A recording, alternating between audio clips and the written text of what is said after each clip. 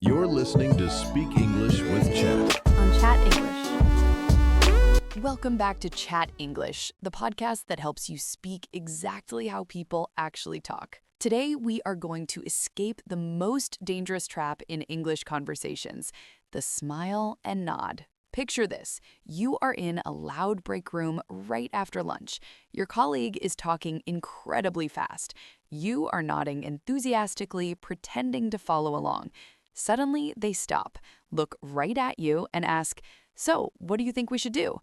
Your heart drops, your face flushes red, and you feel pure, paralyzing panic. I remember sitting in a project meeting during my first month at a new job doing exactly that. And when my manager asked for my opinion, I panicked so badly I pretended I had a coughing fit and ran to the bathroom. By the end of this episode, you will have 4 professional copy-paste phrases to pause a fast talker and save the conversation without ever looking foolish. Exactly, and I am so glad we are talking about this today because that feeling of exposure, that feeling of being caught, is one of the worst things you can experience when you are trying to build your confidence in a second language. You work so hard to improve your English, you show up, you try to engage, and then one fast talker completely destroys your confidence. It really does. And the reason we fall into this trap is so deeply human. We smile and nod because we want to connect. We want the other person to like us. We do not want to interrupt them, and we certainly do not want to be the person who slows down the entire conversation. So our brain decides that the safest option is just to pretend we understand and hope they don't ask us a direct question. I love that you pointed out the psychology there. It's not about a lack of English skills, it's about a desire to belong. But the problem is, as we both know, the smile and nod strategy almost always backfires. You're essentially building a house of cards. The longer they talk, the more information you are missing, and the higher the chances are that the whole thing is going to collapse on you. That's a great metaphor, a house of cards, because when that house collapses, when they finally look at you and say, "So what do you think?" you are left with zero context. And then you have to admit that you have not understood a single thing for the last 5 minutes. That makes you look much worse than if you had just stopped them in the first place. Exactly. So we need to completely change our mindset around interrupting. A lot of learners feel that stopping a native speaker to ask a question is a sign of weakness. They think it proves their English is not good enough. But in the professional world and even in casual conversations, native speakers do not see it that way at all. No, they don't. In fact, it's the exact opposite. When you stop someone to ask for clarification, you are sending a very strong signal. You are telling them, "I am actively listening to you. Your words are important to me, and I want to make sure I'm grasping your true meaning." It shows confidence, and it shows that you're engaged. That realization was a huge turning point for me. When I stopped worrying about looking perfect and started focusing on actually understanding the message, my conversations became so much deeper. People respect you more when you ask good questions. They really do. But of course, there's a right way and a wrong way to stop a conversation. And this is where the textbook English fails us. Because if you open a textbook, it will tell you to say, "I don't understand. What did you say?" Oh, please do not say that. If I'm talking passionately about a project and someone just looks at me and says, "I don't understand," it feels like a brick wall. It stops all the momentum. It feels a little bit blunt, maybe even a little bit aggressive. Exactly. Native speakers very rarely use those direct, blunt phrases. Instead, they use something called softening. They use diplomatic, indirect phrases that gently pause the conversation without killing the energy. And that brings us to our very first strategy today, the stop phrases. I am ready. Give me the tools. How do I politely stop someone who is talking at 100 miles an hour? We are going to use a wonderful little phrase. You're going to say, "Sorry, I missed the tail end of that." The tail end? What exactly does that mean? I know what a dog's tail is, but how does that fit into a conversation? That's the perfect way to visualize it. Think of a dog. The tail is at the very back. It's the last part of the dog. In English, when we say the tail end, we mean the very last part of something, the final section. So the tail end of a movie is the last 10 minutes. The tail end of a meeting is the time right before everyone packs up their bags. Ah, I see. So if I say I missed the tail end of that, I'm basically saying I understood the beginning, but I lost you at the very end. Exactly. And do you see why this is so brilliant? It is a tiny white lie that protects your pride. Even if you did not understand the entire last 2 minutes, saying, I missed the tail end, implies that you were following along perfectly until just a few seconds ago. It makes the other person feel good because they think you were engaged, and it gently prompts them to repeat their last thought. I love that. It is so much more graceful than I do not understand. It puts the focus on the moment rather than on your overall language ability. Let's give our listeners some examples of how to use this in everyday life. Great idea. Imagine you are at a cafe. The barista is wearing a mask, the espresso machine is steaming loudly, and they ask you a long question about your order. You can simply lean in and say, Sorry, the machine is so loud, I missed the tail end of that. Or imagine you are on a Zoom call. The connection is a little bit unstable and your colleague is giving an update. You can unmute yourself and say, Sorry, Sarah, my audio cut out for a second. I missed the tail end of that. Could you repeat it? Perfect. Notice how natural that sounds. It does not sound like a language learner struggling. It sounds like a confident professional managing a conversation. So it's time for our listeners to try it out. We are going to do a pause and reply practice right now. Oh, I love these. This is where you actually build the muscle memory. You can't just listen, you have to train your mouth to say the words. Exactly. Here's the scenario. Dan is going to play your fast-talking coworker. He is going to talk about a marketing report, and he's going to speak much too quickly. When he finishes, I will give you 3 seconds of silence. In that silence, I want you to speak out loud wherever you are and use our new phrase. Sorry, I missed the tail end of that. Ready? Go ahead, Dan. So I was looking at the quarterly numbers, and I really think we need to completely restructure the Q3 strategy before the client meeting on Thursday. Otherwise, we're going to lose the account. What do you think? Now it's your turn. Speak out loud. Best reply. Sorry, I missed the tail end of that. How did that feel? If you stumbled over the words, that is completely okay. That is why we practice.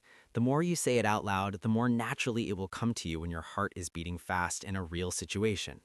That is so true. Muscle memory is everything. Now let's look at another wonderful stop phrase. Sometimes you did not just miss the end. Sometimes a native speaker uses a complicated idiom or they explain a totally new concept, and you need them to explain the whole thing again. Right. I missed the tail end will not work if you need them to start from the beginning of their thought. So what do we do then? We're going to use a slightly more indirect question. We're going to say, could you run that by me one more time? Run that by me. That is such a classic native speaker phrase. I hear it in the office every single day. It really is everywhere. To run something by someone means to tell them about an idea, a plan, or some information so they can consider it. So when you say, could you run that by me one more time, you are politely asking them to explain their idea again. And I want to point out the grammar here because this is the secret to softening your English. You're not saying repeat that. You're using the modal verb could. Could you run that by me? It takes away all the aggressive pressure. It sounds like a polite request, almost like a favor. Exactly. Indirect questions are the ultimate tool for polite disagreement or polite confusion. Instead of, what does this mean? You say, could you tell me what you meant by that? Instead of, I need more details, you say, I wonder if you could run that by me again. It creates a cushion around your words. And it's so versatile. You can use it with your boss, with your friends, even with your partner when they're explaining how to put together a piece of furniture and you're completely lost. Could you run those instructions by me one more time? Exactly. And the tone of voice is important here. You want to sound curious, not frustrated. If you sound angry and say, could you run that by me one more time? They might think you're challenging their idea. But if you soften your voice, maybe tilt your head a little, and say, could you run that by me one more time? It sounds perfectly cooperative. I love the focus on body language, the tilt of the head, a soft smile. These nonverbal cues do so much heavy lifting in communication. If your body language is relaxed, people will mirror that relaxation, even if the conversation is difficult. That is a brilliant point. Communication is so much more than just the words we choose. Now let's do another pause and reply practice to really lock this in. I'm ready. What's the scenario? You are in a meeting with a vendor. They just explained a very complicated pricing structure with a lot of numbers, and they spoke incredibly fast. When they finish, I want you to politely ask them to repeat the explanation using our new phrase, "Could you run that by me one more time?" Let's hear the fast talker. So, if you go with the premium package, we can discount the setup fee by 20%, but the monthly retainer will increase slightly depending on your user volume, which we calculate on a rolling 30-day basis. Does that make sense? Now, your turn. Speak out loud.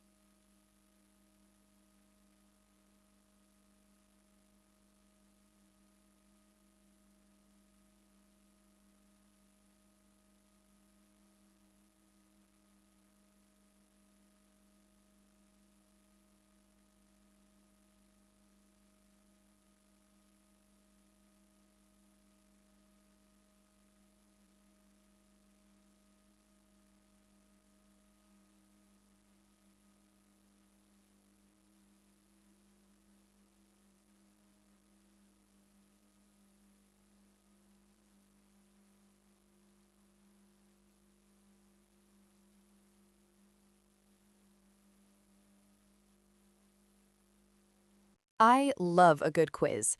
Listeners, imagine this scenario. You are in a casual team meeting. Your manager is giving a quick update on the holiday party schedule, but they are talking over the sound of a coffee machine and you miss the location of the party. You know it is next Wednesday, but you do not know where. How should you ask for clarification? Option A. I do not understand where the party is. Repeat it.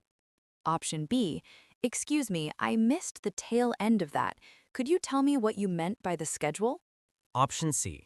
Just to make sure we are on the same page, the party is next Wednesday, but where exactly is it being held?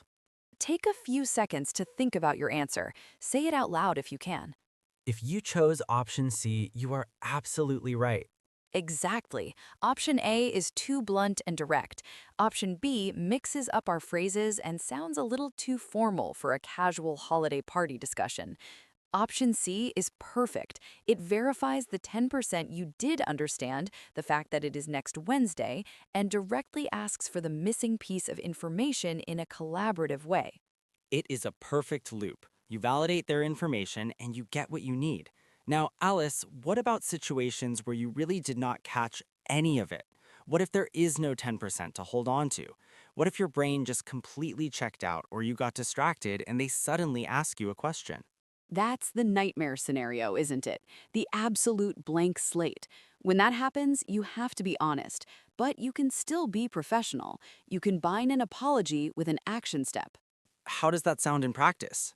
You can say, I'm so sorry, my mind completely blanked for a second. Could you run that by me one more time? Or, I apologize, I was taking a note on your last point, and I missed that completely. Do you mind repeating it? Oh, the note-taking excuse is brilliant. I was taking a note on your last point. It's a little white lie, but it frames your distraction as extreme dedication to their previous thought. Exactly.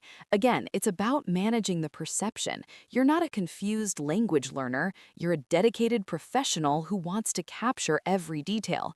The key in all of these situations is your tone. You must stay calm. Do not apologize profusely. Do not say, oh my gosh, my English is so bad. I'm so sorry. Please repeat. That is such an important point. When you over-apologize for your English, you make the other person feel uncomfortable. They suddenly feel like they have to comfort you. You shift the dynamic from a professional exchange to an emotional rescue mission. Yes, a rescue mission. That's exactly what it feels like. Keep it brief, keep it warm. Sorry, I missed the tail end of that. Boom, done. You throw the ball right back into their court. Throwing the ball back. I like that visual. So we have given our listeners a lot of powerful tools today. Let's do a rapid-fire review of everything we've covered so they can really cement this in their minds. Let's do it. When you need to pause a fast talker because you missed the last few sentences, you say, Sorry, I missed the tail end of that. when you need someone to completely re-explain a concept they just presented, you say, Could you run that by me one more time? and when you want to verify the small part you did understand and look like a detail-oriented professional, you say, Just to make sure we are on the same page? excellent. These three phrases are your safety net. You no longer have to fear the fast talker. You no longer have to sit in a meeting with a pounding heart, hoping no one asks you a question. You have an escape plan. And knowing you have an escape plan is exactly what gives you the confidence to actually listen. When you're not panicking about how to reply, your brain actually has the space to process the English you're hearing. The safety net makes you a better listener. That's the ultimate secret. Confidence is not about never making mistakes. Confidence is knowing that when a mistake happens, when confusion happens, you know exactly how to handle it gracefully. You can control the moment. We want you to take that control today. And that brings us to our challenge for the week. We want you to train your mouth right now in the comments section. Here's your prompt. Imagine I just spoke way too fast about our weekend plans. I talked about a restaurant, a movie, and meeting some friends, and you got totally lost. I want you to use one of the indirect questions from today's video to ask me to repeat it. Type your exact phrase in the comments below. Don't just think about it, physically write it out. Writing connects the brain to the action. We read every single comment and we can't wait to see your professional responses. And remember, your journey to confident English doesn't stop here. Now that you know how to save a conversation when it gets confusing, it's time to learn how to start a conversation with complete ease. Click the video on your screen right now to learn the 3 pass the ball phrases that make small talk absolutely effortless. We will see you over there. Keep practicing, and remember, you are doing better than you think.